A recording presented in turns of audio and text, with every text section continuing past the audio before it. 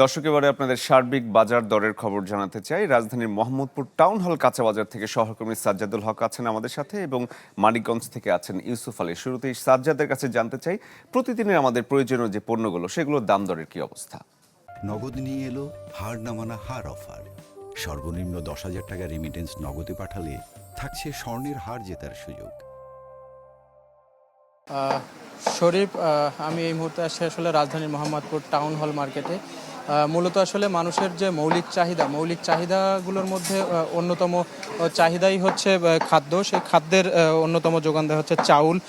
আমি আপনাকে যদি একটু চাউলের বর্তমান বাজার সম্পর্কে একটু যদি বলে দিতে চাই, গত মাসে আসলে চাউলের দাম যেটা ছিল তার থেকে মোটামুটি কিছুটা বেড়ে এ মাসে চাউলের দাম মানভেদে ভিন্ন রকম দাম হয়েছে। আপনি যদি সরু চাল নাজিরশাইল বা হচ্ছে মিনিকেট যদি আপনি ধরেন, সেক্ষেত্রে নাজিরশাইল এবং মিনিকেট চাল 80 থেকে 90 টাকা বিক্রি হচ্ছে বাজারে।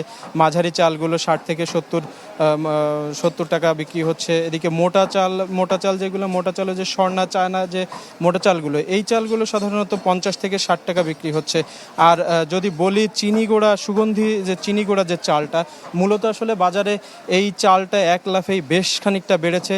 বাজারে বর্তমানে প্রায় 170 থেকে 80 টাকা বিক্রি হচ্ছে। অন্যদিকে যদি আমি প্যাকেট চালের কথা বলি, প্যাকেট চাল আপনার 185 থেকে 190 টাকা বিক্রি হচ্ছে।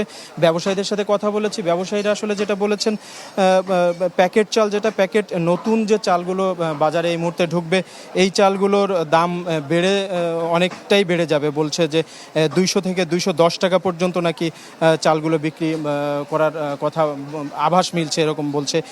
আমি যদি বলি আপনাকে, আসলে গত মাসের তুলনায় এ মাসে প্রায় প্রতিটা চালই প্রায় 5 থেকে 8 টাকা পর্যন্ত আসলে বেড়েছে। আমি যদি আপনাকে একটু কাঁচা বাজারের কথা বলি, চাউলের পরপরই আসলে মানুষের চাহিদার মধ্যে কাঁচা বাজারের যে পণ্যগুলো আছে সেগুলোও মোটামুটি দাম কিছুটা স্থিতিশীল আছে। কিছু পণ্যের আবার বেড়েছেও, কিছু পণ্যের এর মধ্যে কাঁচা বাজারের মধ্যে আপনার 50 থেকে 100 টাকার মধ্যে মোটামুটি বেশ সবজিগুলো পাওয়া যাচ্ছে। শুধুমাত্র কাঁচামরিচ, টমেটো এবং বেগুন, এই 3টা পণ্য আসলে মোটামুটি বেশ খানিকটা বেড়েছে দাম।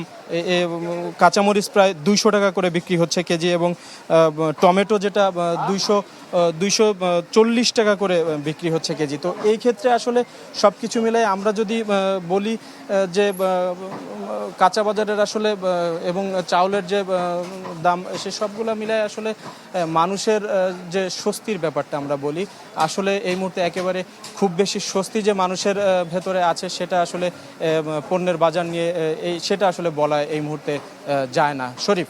সাজ্জাদ, ধন্যবাদ আপনাকে। জানতে চাই ইউসুফের কাছে, ঢাকার বাইরে যে বাজার রয়েছে সেখানকার কি অবস্থা? ইউসুফ। শরীফ, বৃষ্টি এবং এই বাজারে সবজির যে সরবরাহ সেটা কম থাকায় কিছু কিছু সবজির দাম কিন্তু মানিকগঞ্জের বাজার কিন্তু বেড়েছে। আমি এই মুহূর্তে মানিকগঞ্জ বাস স্ট্যান্ড যে সবজির বাজার রয়েছে সেখানে রয়েছে। মানে আমি যদি একটু বিশেষ করে বলি যে আলু, বেগুন, তারপরে কাঁচামরিচ, এসব সবজির দাম কিন্তু বেড়েছে। বিশেষ করে কাঁচামরিচের দামটা কিন্তু কেজিতে 40 টাকা বেড়েছে, অর্থাৎ এই কিছুদিন 100 টাকাও যেটির দাম ছিল 60 টাকা কেজি, আজকে কিন্তু সেটি বিক্রি হচ্ছে 100 টাকা কেজি ধরে।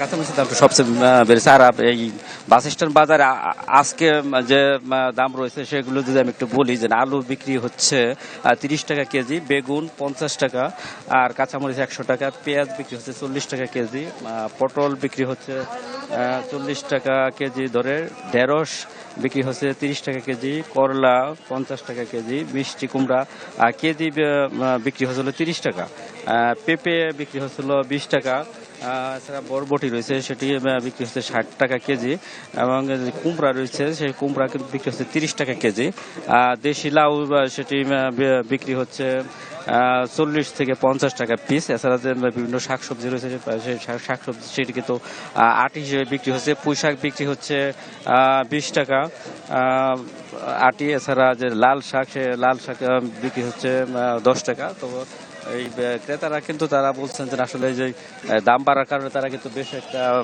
বিপাক করেছে এবং বিক্রেতারা তারা বলছেন যে আসলে বাজার যে সরবরাহ কম থাকায় তাদেরকে কিন্তু পাইকারি বাজার থেকে কিন্তু বেশি দামে কিনতে হচ্ছে, কারণ তারাও বেশি বিক্রি করছে। শরীফ, ধন্যবাদ ইউসুফ আপনাকে। দর্শক, আমরা বাজার দরের খবর জানাচ্ছিলাম আপনাদের, আমাদের সহকর্মীরা বিভিন্ন জায়গা থেকে যুক্ত হয়েছিলেন।